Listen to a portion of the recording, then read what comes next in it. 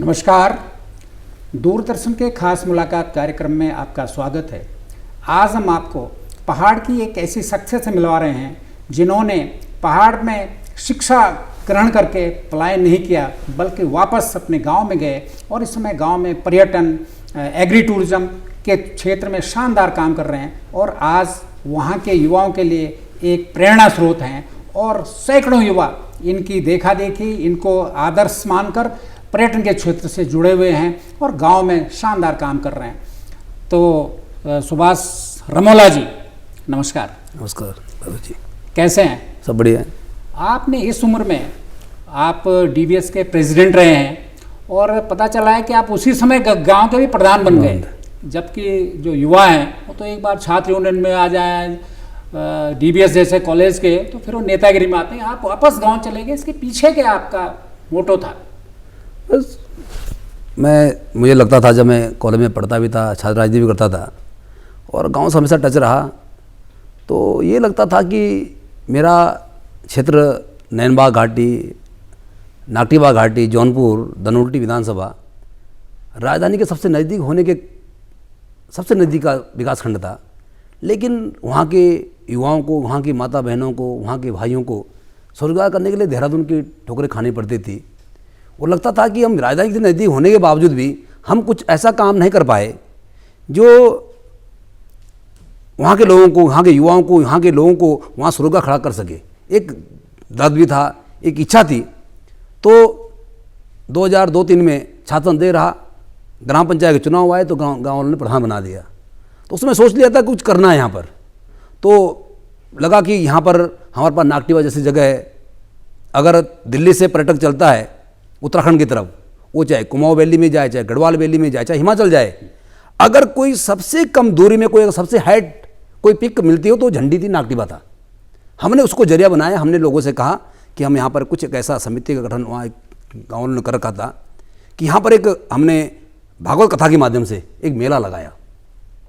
शुरुआती दौर में लोगों ने उसमें आपत्ति दर्ज करी कि इतनी 10,000 हाइट पे और गांव से 10 किलोमीटर पैदल कैसे करेंगे, वहाँ तमाम तरह की अड़चन लगाई। लेकिन हमने कहा तय कर ले तो जाना। लेकिन भगवान नागटीबा का आशीर्वाद था, उसका बुलावा था, तो हम सबसे पहले वहाँ पर हमारे तत्कालीन जो मुख्यमंत्री थे, पूर्व मुख्यमंत्री भगत सिंह कोश्यारी को वहाँ ले गए। उनसे हमको हौसला उपजाई मिला कि एक पूर्व मुख्यमंत्री अगर नागटीबा आ रहा है तो हमको एक हमारी हिम्मत बढ़ी कि एक नेता हमारे पीछे खड़ा हो रहा है, उसकी फ़ोटो लगाई। तो हमने वो मेला कराया। वो मेला, वो भागवत कथा ज़बरदस्त थी। मतलब एक दिन में वहाँ पर हम 6, 7, 8 हज़ार, 9 हज़ार, 10 हज़ार तक लोगों को खाना खिलाते थे। वो केवल जौनपुर के लोग नहीं आते थे, आपके उत्तरकाशी बड़ेती वाले बेल्ट के लोग थे, जौनपुर के उस वाले थे, जौनसार के लोग थे। एक बड़ा ज़बरदस्त कार्यक्रम हुआ। तो अगले बार पर्यटन मंत्री प्रकाश पंत जी बने, जो आज हमारे बीच में नहीं, उनको भी याद करना चाहता हूँ आज इस आपके इस स्टूडियो से। तो तत्काल भगत सिंह कोश्यारी ने कहा, भगदा ने कहा कि यार प्रकाश जी वहाँ जरूर जाओ नागटीबा में। वो क्षेत्र ऐसा क्षेत्र है, नागटीबा के नज़दीक, देहरादून का सबसे नज़दीक क्षेत्र है और वहाँ अपार संभावना है पर्यटक के रूप में, बागवानी के क्षेत्र में। वहाँ का जो कल्चर है उसको जिंदा रखने की जरूरत है और एक युवा वहाँ काम करना चाहता है, उसको प्रोत्साहन मिलना चाहिए। प्रकाश पंत जी बाई एयर वहाँ आए। वो बाई एयर आए तो हमारे हौसला और बढ़ गया कि अब तो यहाँ करना चाहिए। और हमने 12-13 साल तक वहाँ भागवत कथा कराई। और राहुल जी 2009-10 में, अगर हम तुलना करके, मैं कोई स्टूडेंट बैठ कोई झूठ बात नहीं बोल रहा हूँ, तो मुझे लगता है नागटीबा के अंदर 200, 400, 500 से ज़्यादा लोग नहीं आते थे वहाँ पर्यटक। आज मैं दावे साथ कहता हूँ आपके स्टूडेंट बैठ करके 1 लाख से 1.5 लाख तक लोग वहाँ आ रहे हैं। अगर रिवर्स पलायन उत्तराखंड में देखना है तो एक बार नागटीबा जरूर आए। एक बार जौनपुर के उस घाटी को जरूर देखना जहाँ पर दुबई से में काम करने वाला होटल व्यवसायी आज नागटीबा में पर्यटन के रूप में काम कर रहा है। आज उसके ट्रैकिंग वहाँ चलते हैं, उसके आज कैंप बने हुए हैं। दिल्ली में काम करने वाला, चंडीगढ़ में काम करने, देहरादून में काम करने वाले लड़के अपने गाँव में आज काम करके अच्छी आमदनी कमा रहे हैं। ये तो पता चल ही गया है कि पता चला कि 10-11 में आपने वहाँ शुरू किया था छोटे से काम से, और आज आपका जो काफल विलेज है वहाँ हेलीपैड है। मतलब इसी से अंदाज़ा लगाया जा सकता है कितना है। कब शुरू हुआ था और आज कितने होम स्टे हैं, कितने लोग इससे जुड़े हुए हैं? बिल्कुल। अब हमने जब वहाँ कथा कराई तो उसी दौरान मैं स्मरण में रह गया, कर्नल अजय कोठियाल जी, मैं जब वो गढ़वाल कमांड करे तो उनको भी नागटीबा बुलाया था। तो मैंने कहा भैया आप कुछ यहाँ करना चाहते हैं, यहाँ के लोगों को रोज़गार देना चाहता हूँ। तो मैंने कहा सुबह मैं तो अभी आर्मी में करना लूँ, कैसे कर सकता हूँ। लेकिन वो देखो भगवान की होती है कि वो अगले 2 सालों में वो नीम के प्राचार्य बन गए। फिर उनका सुभाष हो हम कुछ करना चाहते हो मिलकर कुछ करते हैं। तो हमने वहाँ एक निर्माण किया था गोड विलेज बकरी गाँव वहाँ के। फिर हमने एक बकरी छाप ऑर्गेनिक फूड भी वहाँ बनाया जिसमें महिलाएं तमाम महिलाएं गांव के काम करते, युवा काम करते थे। और उस समय तब काफल गांव नहीं बना होता, उस समय 2016-17 में इतना वायरल इतना ट्रेंड हुआ हमारा गोड विलेज कि हिंदुस्तान ही नहीं पूरे वर्ल्ड में छा गया। हाँ, आप वहाँ शादियाँ भी करते थे बकरियों की, मतलब बड़ा ट्रेंड चला था। बिल्कुल बिल्कुल, एक लोगों को आकर्षित करने नई जगह थी। और बकरी स्वयंवर हमने वहाँ किया। बकरी स्वयंवर के पीछे भी एक वो था कि हमारे पहाड़ के बकरी व्यवसाय लोग हैं, उन्हें हम समझाने की कोशिश कर रहे थे कि आप केवल बकरी इसलिए मत पालो कि आपको केवल उसको काटना उसका मीट खाना है। बकरी अच्छी नस्ल की पालो, उसके दूध से चीज बनेगा, जीव हत्या भी कम होगी, दूध बनेगा और लोग सब लोग उसे जुड़ाएंगे। हमने कहा था कि हम एक वहाँ प्लांट लगाएं ताकि सारे बकरियों वालों का दूध इकट्ठा करके हमने पहल करी। लेकिन आज भगवान नायता कृपा रही, आगे बढ़ते बढ़ते आज वो तमाम तरह के वहाँ लोगों ने होम स्टे बना दिए, घोड़े से वाले, खच्चर वाले, ट्रैकिंग, आपके गाइड, अब अच्छा वहाँ काम हो रहा है। लेकिन आपके माध्यम से एक जरूर मैं पहल करना चाह रहा हूँ, आज जो उत्तराखंड लोग मुझे सुन रहे होंगे, युवा साथी लोग। लेकिन आज जिस तरह से पूरे देश में दुनिया में गर्मी का प्रकोप हो रहा है, जिस तरह से ग्लोबल वार्मिंग हो रही है, हमको नागटिवा को पर्यटक बनाना है। लेकिन वो हमारी जो संस्कृति, हमारा जो भगवान है, हमारे देवता हैं, उसमें भी कोई आँच नहीं आनी चाहिए। वहाँ पर्यावरण बना रहना चाहिए। वहाँ ऐसा ना हो कि देहरादून तो कंक्रीट के जंगल बन गए, कहीं नागटिवा में भी हम बड़े बड़े रिजोर्ट बना करके वहाँ पर सीमेंट का हमने तभी इसलिए हमने वहाँ नागटिवा हो चाहे गोड विलेज हो चाहे आपका काबल गाँव, दोनों को लकड़ी और वहाँ के जो हमारी तिवारी थी जौनपुर की पुराने मकानों के तोड़ करके हम खरीद के वहाँ ले गए, ताकि लोगों को एक मैसेज आए यहाँ पर कंक्रीट नहीं, यहाँ लकड़ी से बनाना, ताकि यहाँ का माहौल अच्छा बना रहे। अच्छा, ये भी वहाँ हो रहा है कि जो आप वहाँ कॉटेजेस बना रहे हैं उसके बाद आप प्लांटेशन भी कर रहे हैं, फलदार पौधे लगा रहे हैं, छायादार पौधे लगा रहे हैं। ये भी आपका कंसेप्ट है कि जो वहाँ का रहें उनके लिए फल सब्जियाँ भी उसी कैंपस में मिले, ऐसा भी? बिल्कुल बिल्कुल। मैं अभी काफल गाँव की बात करूँगा तो अभी हमने वहाँ पर लगभग अगर टोटल आए तो 400-500 पेड़ हमने लगा दिए हैं। अभी 2 साल बने हुए, लेकिन इसी स्टूडियो में फिर बता रहा हूँ कि एक दिन आप जब दोबारा आओगे 1 साल 1.5 साल बाद, तो तमाम तरह के पेड़, हर तरह का हो, फलदार हो, छायादार हो, हम एक कोशिश कर रहे हैं बनाने की, ताकि लोग पहाड़ में आएँ लेकिन वहाँ का हरियाली, वहाँ का वातावरण, वहाँ का कल्चर, वहाँ का सब कुछ वहाँ हम समझने की कोशिश कर रहे हैं। मैंने वहाँ एक आपकी मुहिम में देखता था कि हमारी पहचान थी पहाड़ की भोटिया डॉग की, तो मैंने कोशिश करी कि मैं वहाँ भोटिया डॉग भी पाल रहा हूँ और आने वाले समय पर उसकी ब्रीडिंग कर रहा हूँ। अभी मैं वहाँ एक भोटिया घोड़ा जो ट्रैक करेंगे वो करेंगे वहाँ लाने की कोशिश कर, एक सब इसलिए कर रहा हूँ कि पैसे का कमाने के लिए नहीं कर रहा हूँ।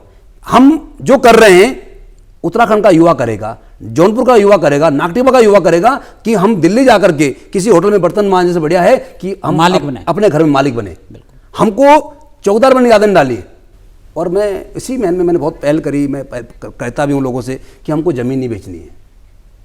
हमने पहले धनोल्टी बेचा, हम बाहर चौकीदार बन गए। हमने मसूरी बेचा, हम बाहर चौकीदार बन गए। हमने आधा केम्प्टी बेच दिया, हम बाहर चौकीदार बन गए। मैं नागटिवा लोगों से कहा हमको चौकीदार बनने की आदत डालनी, हमको मालिक बनना है। नहीं, मेरी मुलाकात हुई थी मसूरी में, आपने देखा होगा कि सुबह सुबह दूध वाले जाते हैं, वो कहते थे, वो कह रहे साहब ये ज़मीनें हमारी थी जहाँ होटल बने हुए हैं, वो बेचारे दूध बेच रहे हैं जो वहाँ के मूल निवासी। मुझे लगता है आपका ये कंसेप्ट बहुत क्लियर है। मैंने देखा, बिल्कुल, मैं धनोल्टी की तरफ जाता हूँ, बाहर बेचारा काम करने वाला, बोलते हैं आप कौन हो, क्या हो? साहब हमारी ज़मीन थी। आप कानाताल जाओ, ये हमारी ज़मीन थी। आप क्या करते हो? नौकरी कर रहा हूँ यहाँ पर। मालिक और बन गया और कुछ चौकीदार भी बनाया। चौकीदार की भी लिमिटेशन है कि आप चौकीदार 2 साल 3 साल रहेंगे, उसके बाद चौकीदार बदल देंगे। बिल्कुल बिल्कुल। लेकिन हमने कहा अगर बहुत जरूरी है कि आपको बाहर का आदमी रखने के, आप पे पैसा नहीं है, आप लीज एग्रीमेंट करिए कि ठीक है साहब आप आओ, 60% पार्टनर आप 40 कम है, लेकिन आप मालिक बन के रहोगे, जिंदगी भर जब तक वो रिजोर्ट चलेगा, वो बगीचा चलेगा, वो आपको मालिक बना के रखेगा, क्योंकि जमीन के असली मालिक आप ही हो। बेच देंगे तो आपका अधिकार खत्म। आपका गांव पंतवाड़ी है, और कब वहाँ पहला होम स्टे बना था? मुझे लगता है कुछ ही सालों में वहाँ बहुत होम स्टे बन गए, काफ़ी चल रहे हैं। क्या स्थिति है इस समय गांव की? अगर आप लोग तो आते रहते हैं, कोई आदमी पंतवाड़ी में अगर 2012-13 में आया हो और आज 24 में उसको पंतवाड़ी ले जाए तो पहचान नहीं पाएगी पंतवाड़ी है। और वहाँ केवल होटल ही नहीं बने, मतलब वहाँ साइबर हमारे जो छानियाँ थी, लोगों ने उसको ठीक कर दिया। लोगों ने जो पुराने मकान थे, अब जब जबरदस्त क्राउड होती है तो ऊपर मालिक रह रहे हैं, नीचे उनके टूरिस्ट रह रहे हैं, घर का जो हमारा मंडुआ है, झंगोरा है, जो सब्जी घर बन रही उनको खिला रहे हैं, गांव के अंदर लोग बैग लेके जा रहे हैं, अच्छा वातावरण बन रहा है, अच्छा पैसा कमा रहे हैं और खुशी होती है हमको। और आज एक आदमी कम से कम जो अच्छे चला रहे हैं, महीने का 2 लाख 2.5 लाख घर बैठ गए ना, मालिक बने बड़े हैं महीने का। और लोगों को रोजगार भी दे रहे हैं। उनके यहाँ 2 लोग खाना बनाने वाले हैं जो ट्रैक करके जाते हैं, 2 आदमी खच्चर वाले हैं वो भी कमा रहे हैं, 2 गाइड भी हैं। फिर जिनकी ज़मीन है जहाँ पर वो टेंट लगा रहे हैं, आप एक आदमी वहाँ पर टेंट कॉलोनी बना रहा है तो वो पैसा कमा रहा है, वो थोड़ा पढ़ा लिखा है, थोड़ा उसको डिजिटल इंडिया का ज्ञान हो गया, सोशल मीडिया का ज्ञान हो गया, लेकिन ज़मीन किसी और की है तो उसको भी किराया मिल रहा है। तो मतलब एक अच्छा, मतलब मैं कहता हूँ कि इसके साथ साथ टूरिज्म के साथ साथ वहाँ की संस्कृति को कैसे बचाने, कैसे आप उसको प्रिजर्व करना, क्या आपका रोड मैप है? बिल्कुल, मैं अभी हमारा नया बना है, हमारे आगे ये है कि आज हम उस पर भी काम करना चाह रहे हैं कि जो हमारे पहाड़ के जो हमारे ढोल वादक थे, जो हमारे यंत्र थे, जिनकी पहचान थी, जिनके एक रणसिंह से एक आदमी तृप्त हो जाता था, वो आज धीरे धीरे समाप्ति की ओर पे, ना बजाने वाले रह रहे हैं, ना कोई इंटरेस्ट ले रहा है। तो हमने कहा इनको प्रोत्साहन कैसा दिया जाए, तो हमने एक पहल करी कि मैंने आपसे पहले भी चर्चा करी कि हम लोग सब लोगों को बुलाएंगे जो उत्तराखंड के प्रेमी हैं, ढोल वादक हैं, चाहे तमाम संस्कृत क्षेत्र में काम कर रहे हैं, कि हम एक ऐसा मेला वहाँ लगाएंगे और उसमें हम कहेंगे कि रवाई घाटी, जौनपुर, जौनसार के जितने भी ढोल वादक हैं, जो सबसे बढ़िया ढोल बजाएगा, सबसे बढ़िया जिसका वो रहेगा, उसको हम 1 लाख रुपये प्राइज देंगे। हमारे इलाके से कुछ होने वाला नहीं है, लेकिन एक प्रोत्साहन राशि है कि भाई लोग इस तरह का इस क्षेत्र में आएंगे। हाँ, और सबको इकट्ठा करेंगे। जब वो 1 लाख प्राइस सुनेंगे तो मुझे लगता है कि 100-200 ढोल वाले, रणसिंह वाले काफलगांव में। अच्छा, इसमें एक ये भी हो रहा, पहले पहाड़ के इसमें बैंड जाते थे, वो देहरादून हल्द्वानी से जाते थे पहाड़ों में, बजा के 2 इसमें आ जाते। अब गांव के उन्हीं बाजियों ने अपना बैंड बना दिया, वो पहाड़ के अच्छे गाने गाते हैं। बिल्कुल, तो मुझे लगता है इसी और वहाँ का कल्चर भी बचा रहना चाहिए। अगर हम इस तरह के कार्यक्रम करेंगे, हम एक उनको मंच देंगे, उनको सम्मानित करेंगे, उनको हम कोई सर्टिफिकेट देंगे, आप सबसे बढ़िया। हमारे एक मेरे गाँव से पहले तूफान बैंड है, स्थानीय लड़का है, और 2 भाई हैं, बहुत छोटे छोटे हैं। उनकी इतनी डिमांड रहती है कि अगर आपको शादी करनी होगी तो तूफान बैंड से आपको आज बात करनी पड़ेगी, नहीं तो आपको मिलेगा नहीं। और उसमें ढोल, दमाऊ, रणसिंगा सब लोकल पूरी टीम है। तो इनको मंच देने की आवश्यकता है। इन कामों हम कोई काम खराब नहीं होता है, हमको काम को करने की आवश्यकता है, उसमें उस काम का एक्सपर्ट होना चाहिए, नंबर 1 होना चाहिए। बिल्कुल। तो क्या आप ये मानते हैं कि हमारा टूरिज्म है, उसके साथ हॉर्टिकल्चर है, उसके साथ हर्बिकल्चर है, जड़ी बूटियों, क्या इसका एक सारे डिपार्टमेंट्स को बैठ के इसके लिए पॉलिसी नहीं बननी चाहिए कि साथ साथ वहाँ जड़ी बूटियाँ भी हों, वहाँ आयुर्वेदा भी हो, वहाँ इको टूरिज्म भी हो, वहाँ बाग भी हों, ताकि समग्र टूरिज्म जो बाहर से आए वो तृप्त हो जाए कि हाँ परिवार के साथ ऐसी जगह पे है। ऐसा कोई मॉडल नहीं होना चाहिए? गवर्नमेंट और जो प्राइवेट सेक्टर में अच्छा काम कर रहे हैं, आपका एक कोलैबोरेशन आपस में नहीं होना चाहिए? मैं आपकी बात बहुत सहमत हूँ कि अगर हमको टूरिज्म को लंबे टाइम तक जिंदा रखना है, अगर उसकी उम्र बढ़ानी है, तो जो बात आपने कही कि पर्यटन, हॉर्टिकल्चर, कृषि, जड़ी बूटी, संस्कृति, इन सबको मिला के हमको उसका एक कलेक्शन करना पड़ेगा, एक जगह उसको दिखाना पड़ेगा, वो लंबा चलेगा। बिल्कुल। आदमी उत्तराखंड में आता है और हमारा इतना बड़ा प्रदेश, हमारे संस्कृति को, हम संस्कृति जाने जाते हैं दुनिया में, लेकिन अभी तो उत्तराखंड के अंदर ऐसा कोई स्पॉट नहीं बना है जैसे राजस्थान के तर्ज पर कि आपका वहाँ कल्चर भी हो रहा है, वहाँ का जो खान पान वो दिखाया जा रहा है, ऐसा भी बना नहीं यहाँ तक। हम जरूर कोशिश करेंगे कि एक ऐसा स्थान बनाया जाए, कम से कम कुछ नहीं तो महीने के लास्ट सैटरडे संडे को 2 दिन हम जौनपुरी, रवाई, जौनपुर, जौनसार जो हमारे गायकार हैं उनको बुलाकर वहाँ कल्चर प्रोग्राम दिखाया जाए। और ऐसा लगे कि देहरादून का टूरिस्ट वहाँ जाए, कि वहाँ सैटरडे को होता है, अपने बच्चों के साथ वहाँ जाए। उसी परिस्थिति में अगर कल्चर प्रोग्राम होगा तो बेहतर होगा, बजाय इसके कि आप देहरादून के हॉल में कर रहे हैं और या कहीं शहरों में। केवल कापलगांव न करे, हम कहते हैं जो हमारे साथ जो आज हमको सुन रहे हैं कि अगर कोई युवा, 3-4 युवा मिलकर के अगर रवाई घाटी में, जौनपुर घाटी, जौनसार घाटी, चक्रोता में अगर इस तरह का कोई कल्चर डेवलपमेंट करेगा, तो मैं दायरेदार कहता हूँ मसूरी रुका हुआ पर्यटक, देहरादून का पर्यटक एक नाइट जरूर जाएगा उस कल्चर को देखने। बिल्कुल, बिल्कुल। हमारी संस्कृति, हमारी पहचान है, वो हमारे धरोहर है और हमारे पूर्वज ने हमको दिए, उसको बचाने का काम हमको करना पड़ेगा। सोशल मीडिया ने बहुत दमदार प्लेटफॉर्म दिया है और बहुत शानदार काम कर रहे हैं। चक्रोता में पर्यटन है, आपके वहाँ से आ रहे पढ़ लिख के लड़के आ रहे हैं, मर्चेंट नेवी से आ रहे हैं, बहुत अच्छा कर। क्या आप इसके लिए एक कोई ग्रुप बनाएंगे या जो कल्चरल हमारे गायक हैं उनका एक ग्रुप, टूरिज्म का एक ग्रुप बने, और ताकि इस तरह के प्रोग्राम जगह जगह हो, चक्रोता में हो, आपके नागटिप्पा में हो, आपके सांकरी में हो, इस तरह का एक कल्चरल दुनिया में एक मैसेज जाए कि हाँ वहाँ कल्चर भी है, वहाँ खान पान भी है, इस तरह का कुछ है? बिल्कुल। हम जैसे कुछ लोग चक्रता में बहुत अच्छा काम कर रहे हैं, वहाँ के कल्चर भी कर रहे हैं। वहाँ भी मैं रिजोर्ट का नाम सुनता हूँ, बिल्कुल हमारी मिट्टी के लेप से और पत्थरों जैसे हमने नागटेबल बनाए हैं गोडविले, ऐसे एक चक्रता बनाया है चुलियानी करके। तो हम चाहते हैं कि जैसे इस तरह से रवाई झट, तो अब मोरे में लोगों ने बहुत से होम स्टे बनाए, इन सबको एक बुला करके 50-100 लोगों की मीटिंग करनी पड़ेगी कि भाई हमको एक ऐसा प्लेटफॉर्म बनाना पड़ेगा कि लोग लंबे टाइम तक पर्यटक आए। हमको तो केवल अगर हमने 1% पर्यटक भी खींच लिया इस घाटी में, बिल्कुल पर्याप्त है, पूरी समृद्धि आ जाएगी पूरी घाटी के अंदर। आप पर्यटन में इतना शानदार काम कर रहे हैं, क्या जो टूरिज्म डिपार्टमेंट हमारा है ये आपको कोऑपरेट करता है और कितना कोऑपरेट करता है? मुझे नहीं लगता कि, मैं पहले भी बोल चुका हूँ कि पर्यटन विभाग अगर इन सब के मिल करके अगर काम करते तो शायद आज दिशा कुछ और होती। पर्यटन विभाग का अगर थोड़ा इन युवाओं के साथ बैठ करके, इनके साथ बैठ करके प्लानिंग करते कैसे करना, आप कैसे कर रहे हो, हम हमारा सहयोग क्या है। आप अगर जैसे पहाड़ी चीज़ों में आप जैसे अब रात को ट्रैकिंग कर रहे हैं, पर्यटन विभाग हमने बार बार कहा कि आप कम से कम रास्ते में सोलर लाइट तो लगा दो कि रात को कभी कोई पर्यटक थक जाता है, उतर नहीं पाता बेचारा, उसको हमारे पहाड़ों में बाघ, शेर, भालू की भी डर है, चाहे किसी को अटैक करे ना करे, लेकिन एक दिल्ली से आदमी चलता है उसको एक भय रहता है कि अंधेरा है।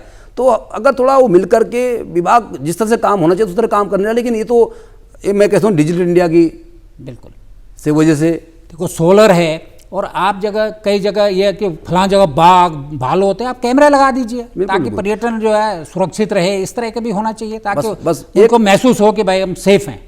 आपके माध्यम से बस एक आपके स्टूडियो में एक बात बहुत मैं लोगों से कहना चाहता हूँ, बहुत लोगों को पता नहीं रहता, युवाओं को जो कोई काम करना चाहते हैं, बहुत लोग ज़मीन बेच के होम स्टे बनाना चाहते हैं, वो बनाते हैं, वो करने की जरूरत नहीं है। उत्तराखंड सरकार ज़बरदस्त आज 0% 5 लाख से लेकर के 50 लाख तक 50% सब्सिडी में लोन दे रहे हैं, MSME में लोन दे रहे हैं, पैसे की कोई कमी नहीं, बस केवल हमारे अंदर है, हम हमारे अंदर युवा के अंदर करने की जिज्ञासा होनी चाहिए। ज़मीन बेच करके होम स्टे मत बनाओ, ज़मीन बेच करके रिजॉर्ट बनाने की कोशिश मत करो।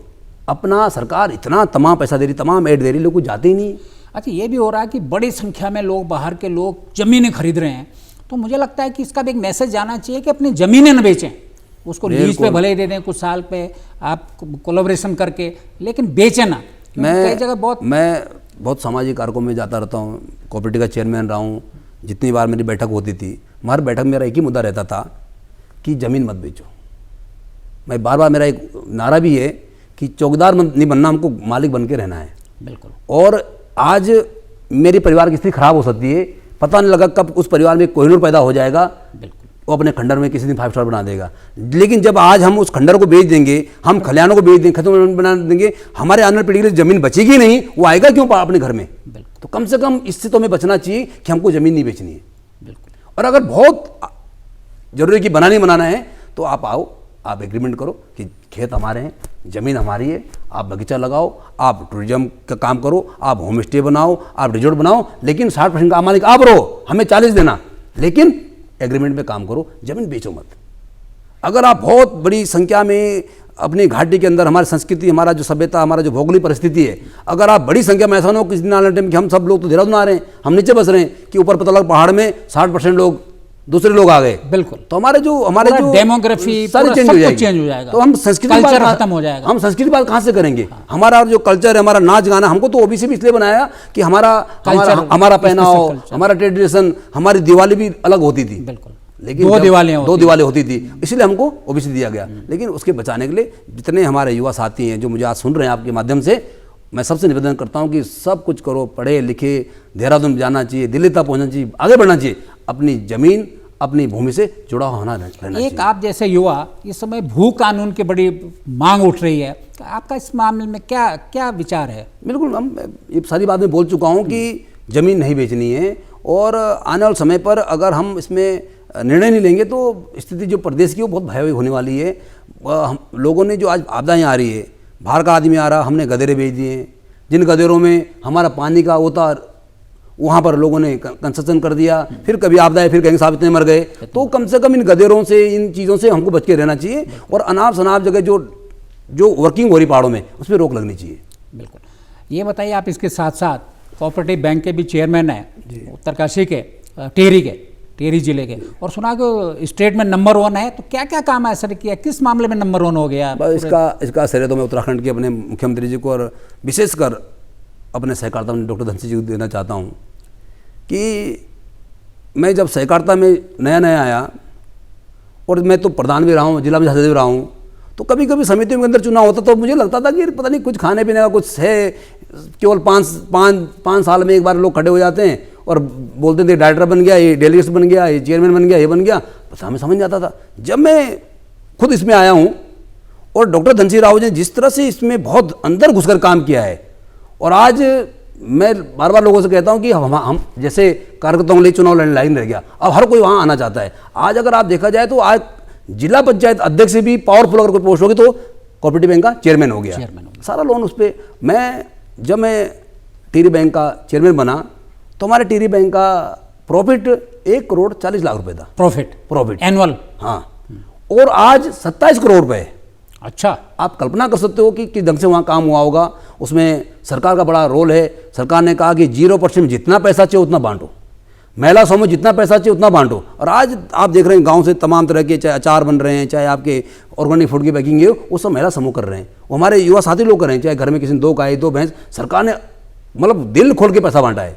आपने किन किन लोगों को पैसा दिया और किस रेट पे दिया, किस इंटरेस्ट रेट पे दिया? 1 लाख से लेकर के 5 लाख तक हमने कोई इंटरेस्ट नहीं है, 0% में सरकार ने दे रखा है।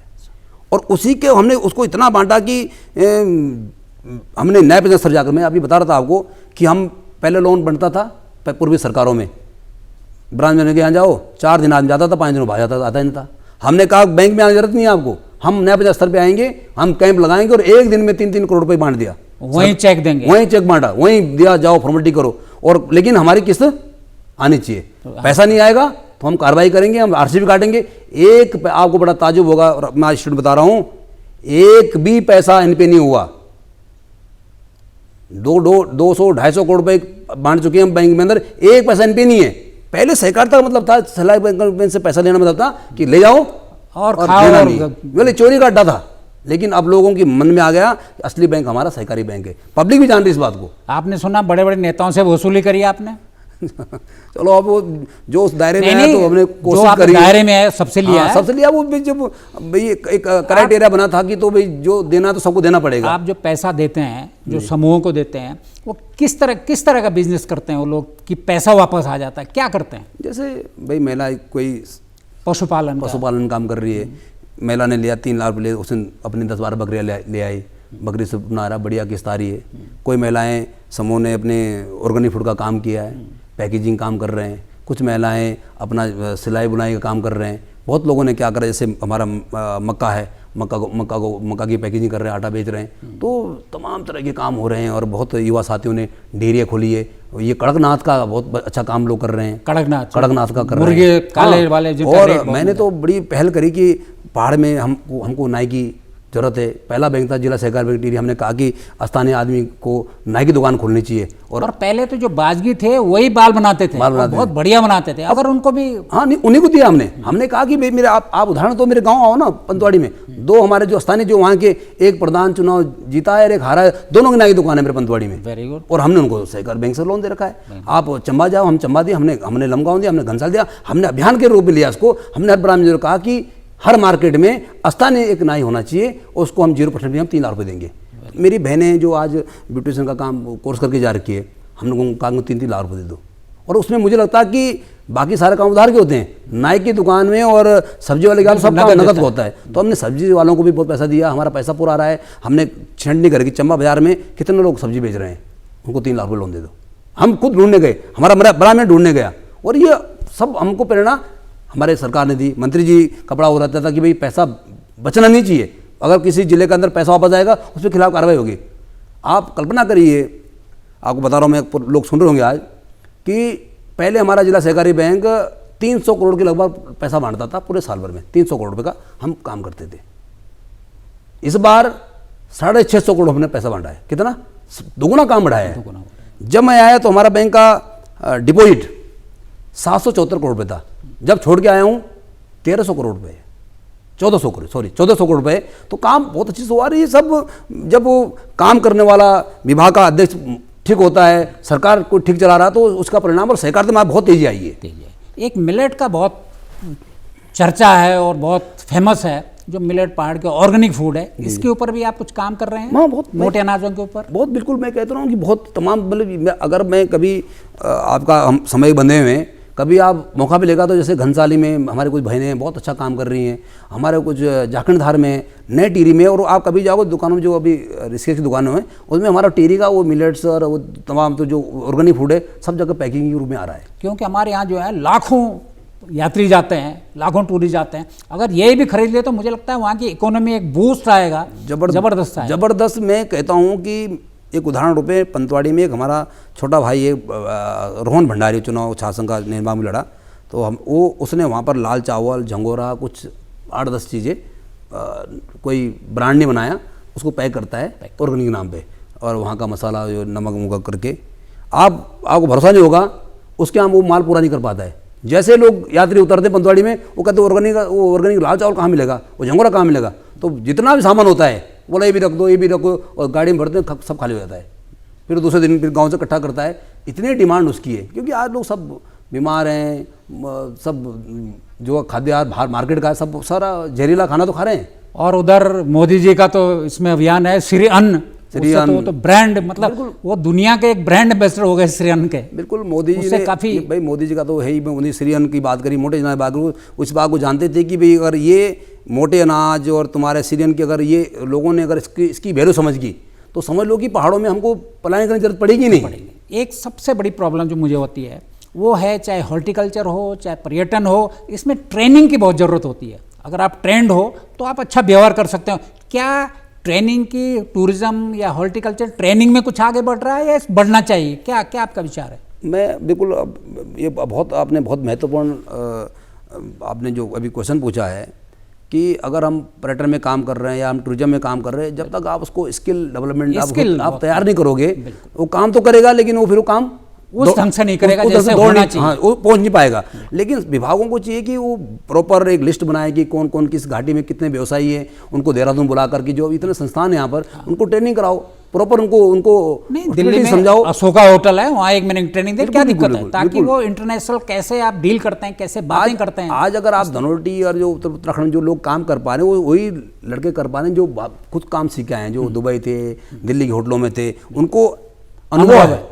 और अगर गांव का लड़का भी करना चाहता है, लेकिन उसको ये समझ नहीं आती कि मैं शुरू करूं कहां से, खत्म कहां करूं, कैसे बात करें, क्या इनको सर्व करें, किस तरह काम कर रहे हो। सरकार को थोड़ा इतना करना चाहिए कि उसमें उनको ट्रेनिंग करना चाहिए। और मुझे लगता है कि इसमें पहल हो रही है, सरकार भी का भी ध्यान है कि भाई होम स्टे में तो सरकार बहुत अच्छी तरह से इसमें लगी हुई कि ताकि भाई पहले 35% सब्सिडी थी, आज 50% कर दिया। तो युवा लोगों को इसमें पहल करनी चाहिए और पैसा ले आकर के काम करना चाहिए। बहुत टूरिस्ट हैं, बहुत लोग आना चाहते हैं पहाड़ में, हमारे ऑर्गेनिक फूड के समय आप देखिए आपको वापस भेजने पड़े कि आप रजिस्ट्रेशन नहीं है, वापस जाइए।